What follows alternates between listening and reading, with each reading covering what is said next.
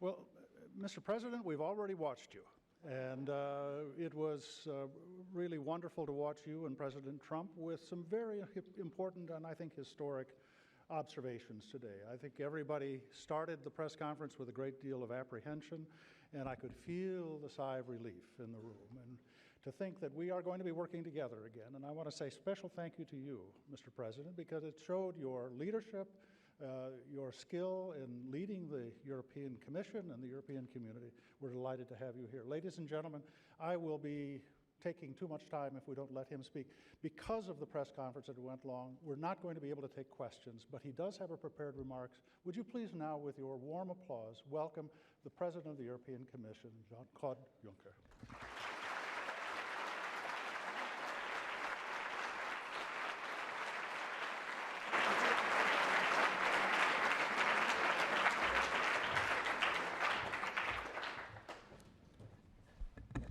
Chairman, distinguished guests, ladies and gentlemen, it is a real pleasure to be with you tonight, and it was your pleasure to wait for me.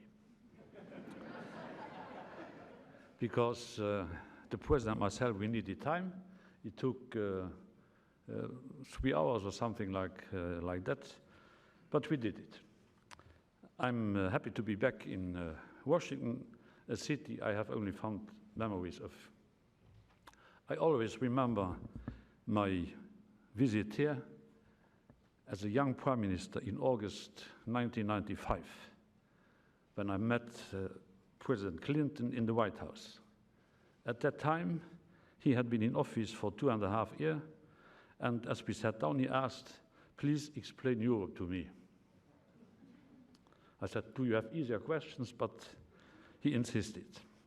My experience since then is that this is a question American presidents always ask halfway through their first terms. But by the end of their term and of their time in office, they tend to know Europe better than most Europeans do themselves. The one who wrote that sentence didn't ask my advice. I don't believe that, because Europeans know European Union. But I'm not sure that this is true. Over the years, I have been lucky enough to come back many times and work with a number of different presidents. President Clinton, President Bush, President Obama, and now President Trump. And I have seen over the years our partnership evolve and grow in many different ways. But one thing has always remained constant. The relationship between the United States and the European Union is a unique one. It is built on shared history, shared values, shared interests. Working together makes us both safer and more prosperous. But what makes the transatlantic partnership so special is that it is, first and foremost, a personal affair. It is part of our family stories and part of the very fabric of our societies. Many Americans of Italian, Irish, Polish, or other European descent feel a close affinity to our continent and have relatives all around Europe. These roots are reflected in cities and towns right across this great country and form part of the wonderful diversity of the United States. And by the same token, Europeans have a bond with the United States that cuts deep. This is in no small part down the crucial role played by the United States in liberating Europe in the first half of the 20th century. Speaking as a Luxembourger, this is something which has been with me for my whole life. Not far away from where I was born is a small town called Wils.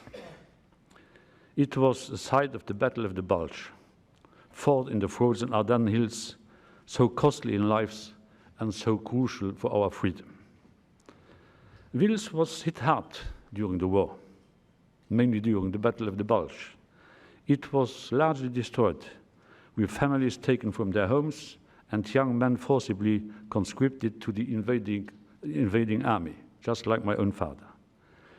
When Wales was liberated, a young corporal from the US Army's 28th Infantry Division called Richard Brookins decided to bring cheer to the children of the town by dressing up as St. Nicholas, Santa Claus, as we are saying here. That day, in December 1944, brought smiles to the faces of children and hope to the very souls of their parents. This simple but noble gesture has never left the hearts of the people of Wales, and he has become a local legend and hero.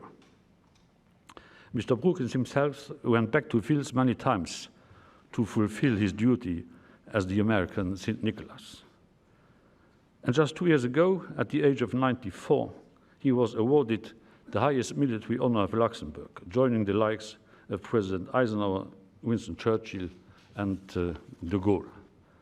For the people of Wales and the people of Europe, our friendship with the United States is personal. For them and for us all Europeans, our shared history matters. And I mention this story for 3 reasons. First, I want to pay tribute to Mr. Brookins and all other American soldiers for their courage and bravery. We are forever grateful. I offered as a gift to President Trump a photo of the military cemetery in Luxembourg, where General Patton is buried. This, with the inscription, with a word saying, "Dear Donald, let's remember our common history." And we should do that even in more difficult times. I'm saying this, secondly, because many of the children who were there that day in December 1944 are no longer around to tell the story themselves. At a time when tensions might feel strained, it is more important than ever for young people on both sides of the Atlantic to learn about the power of our past and about the importance of our relationship in upholding peace, democracy, and freedom around the world. The third reason is that this story shows the unbreakable bond that makes the transatlantic partnership what it is. This bond explains a lot about how we have been able to come so far together. After World War II, the generation of our parents and grandparents vote, "Never again." Together, they laid the foundation for our security and prosperity through Atlantic cooperation. The Marshall Plan helped to rebuild our communities. NATO helped to ensure our collective security. We worked together in the United Nations and other global institutions to ensure that the horrors of the past stayed in the past. We stood by each other in times of need, not least when European NATO partners joined ranks with the US after Article 5 was invoked for the first and only time in history after the 9/11 attacks. Throughout that time, the United States has always been our strongest ally and a supporter of European integration. As far back as 1953, President Eisenhower wrote, I'm quoting, "The uniting of Europe is a necessity for the peace and prosperity of Europeans and of the world."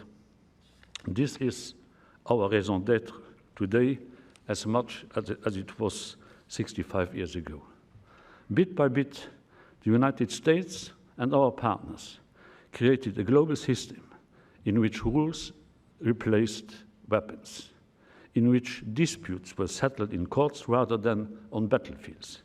Together, we overcame an empire that challenged our vision.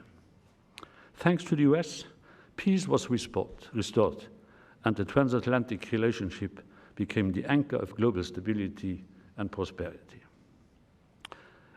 And it is as indispensable today as it was ever before. Our economies are more intertwined than at any point in history. The challenges we face are global in nature, from the pressures on climate change to migration to peace and security across the world. Now is the time for responsible global leadership. time to renew our partnership by falling back on what unites us: trust, values, shared interests. The transatlantic partnership must remain the anchor of global stability and the driver of our common prosperity.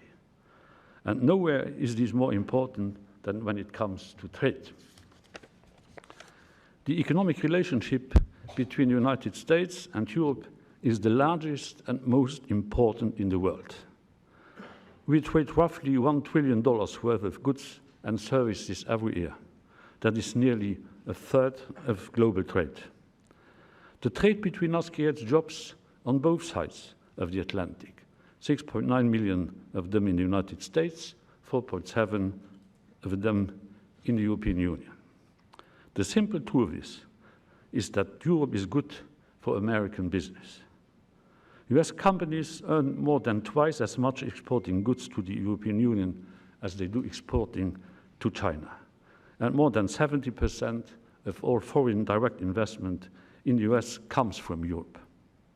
We have a trading partnership that is balanced and works on both sides.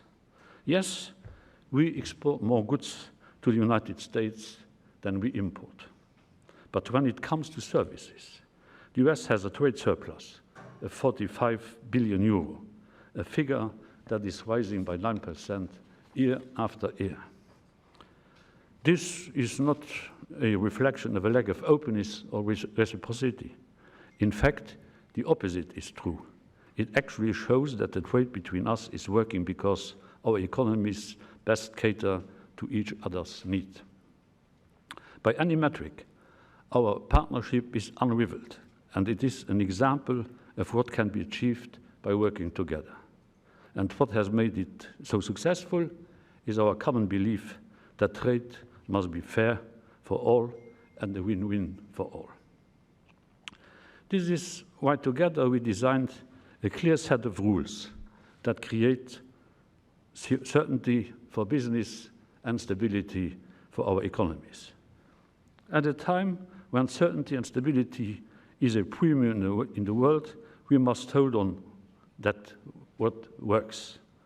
This is why we were disappointed at the US government's decision to unilaterally impose tariff measures on steel and aluminium on the basis of a national security. The idea that imports of steel or aluminium from your closest ally could threaten the national security of this country, and this goes against all logic and against all history. We cannot simply accept this, and we changed it today because we agreed, the President and myself, to reassess this measure in due time. The same logic applies to the car industry. And I've said many times, trade wars have no winners. They only leave scars. And tariffs will not protect national security. They will only undermine economic security. Allow me to give you an example. If the United States puts a 20% tariff on car parts and other countries retaliated in kind, it would cost the US economy $50 billion from lost GDP by 2025. But there too, we made a deal today because we agreed that no other tariffs would be introduced as long as we are in negotiations. So I made this argument in favor of the President, as I did months ago during the G7 meeting in Canada, and I'm not re-explaining all the arguments. I was submitting to the meditation of the President because we found an agreement. And if I would read out all the arguments I have developed, it could easily appear as if I had not been in the meeting, but I was there. And so everything is more or less okay. I'm happy that we reached this agreement today, as I'm happy that we were signing a trade agreement with Canada, with Japan last Tuesday, and we are negotiating with Australia and New Zealand, and Mercosur in the next coming weeks and months. And as we don't want to be naive, we are trying to safeguard the highest standards in areas such as labor, safety, environmental, or consumer protection. And with Japan, to give you another example, we agreed to create the world's largest safe flow of data area. This shows, as was today the case, that if there is a common will, there is always a way. Ladies and gentlemen, Europe is prepared to work with all like-minded partners to create new opportunities and to improve the global system itself. This is why I came to Washington today, not to give unsolicited advice, but to offer increased cooperation. We will always keep dialogue open with this administration and with all our partners in the US. And I strongly believe that instead of being distracted by measures and countermeasures, we should focus on the real issues in global trade, of which there are many. We agree with President Trump that there is a lot that needs to change. There is global overcapacity in the steel sector that continues to harm our workers. The Chinese overcapacity in steel is exactly the double of the total capacity of the European steel production. There are still too many illegal subsidies given by governments which are making the playing field uneven, tilted against our companies.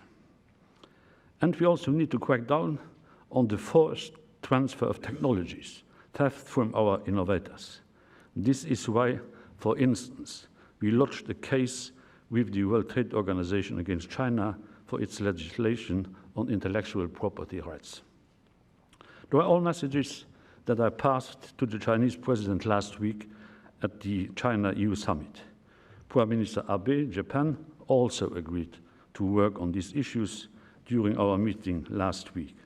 We agree that the rules as they currently stand need to be updated to change the challenges of our time. But the only way to address these challenges is to rewrite the rules book together, not rip it up alone. The point is that the US and the European Union must cooperate on issues of common concern and interest. We share the same challenges and we share many of the same opportunities. For instance, we both have very similar attitudes when it comes to agriculture. Our farming sectors are the lifeblood of many of our communities. They secure high-quality food at affordable prices for millions of people, and they help to make our rural economies tick. A farmer in Iowa and a farmer in Ireland may work on different field plots of land thousands of kilometers away from each other, but they share the same preoccupations. They want to have the tools they need to produce high-quality food whilst making a fair living for their families. So it makes sense that Europe and the United States work together to preserve our local agricultural communities and traditions in today's global world. This is why, for instance, we will never allow European farmers to fall victim to trade negotiations or trade wars. And just as we share the same concerns, we also have common opportunities that we need to capitalize on. President Trump and I discussed many of them today. Take energy. In 2016, the first US boat exporting American liquefied natural gas docked in the coast of Portugal.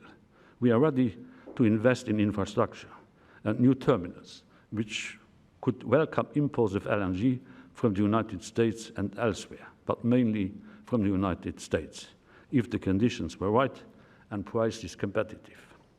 This is part of our today's agreement, to increase the import of liquefied gas, because already now the European Union is importing 35% of its gas from the US. This has to be brought to a more ambitious level. All this shows that Europe will always have its hand outstretched to the United States. We will always look for areas where we can work together on a mutually beneficial basis. But at the same time, we must take our future in our own hands. This means making ourselves more united and more responsible at home. That means defending ourselves with all legal means when we face unfair practices or have unfair measures aimed at us. That means making the most of opportunities with like-minded partners across the world, just as we have done with Japan and Canada, as we are doing with countries in Latin America, Australia, New Zealand, and as we did today at the White House. It means working to improve and shape a global rule-based system so that it continues to deliver the peace, prosperity, and progress it has done for so many decades. But whatever future lies ahead, our partnership with the United States must continue to be a driving force for both sides and for the world. As was reaffirmed by the US Congress just last year on the occasion of our 60th anniversary, the transatlantic partnership is enduring.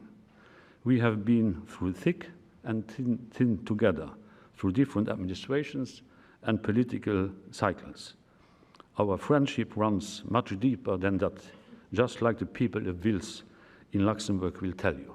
And this today was a good day for the transatlantic partnership, for Europe, and for the United States of America. Thank you for listening.